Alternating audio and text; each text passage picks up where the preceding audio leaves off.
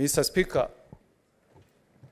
if there is an image that had stuck with me ever since this impeachment trial started, it is the image I saw of some acts against the governor of Meru.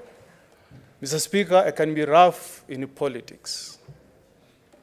Mr. Speaker, I can make mistakes in politics, but I will never, and I've never descended to the level I saw in the videos that were displayed before this House, Mr. Speaker.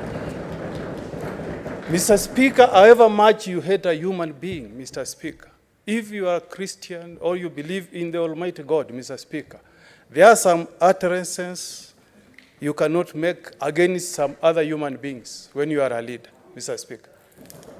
So, Mr. Speaker, despite the things, the wrongdoings we have seen against the governor of Meru, Mr. Speaker, we must ask ourselves, Mr. Speaker, when history is written, Mr. Speaker, and we are the 47 of us who sat here, Mr. Speaker, how did our conscience respond to the videos that were played before us, Mr. Speaker? How will the people of Kenya, Mr. Speaker, judge us?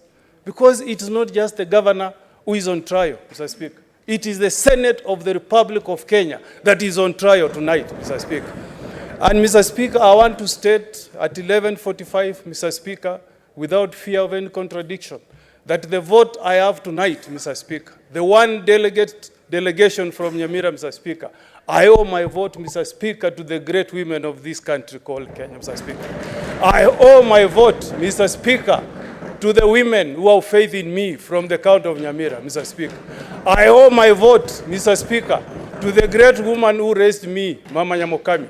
And, Mr. Speaker, I want to give confidence tonight to the woman who will receive me when I go home, my wife Jacqueline, that I have respect for the women of this republic, Mr. Speaker. And when I cast my vote, Mr. Speaker, is to give assurance to my two lovely daughters, Nyamokami and Aliaro, that we must treat the women of Kenya with honor and respect, Mr. Speaker. That is the vote that I carry, Mr. Speaker, tonight. I rest my case, Mr. Speaker.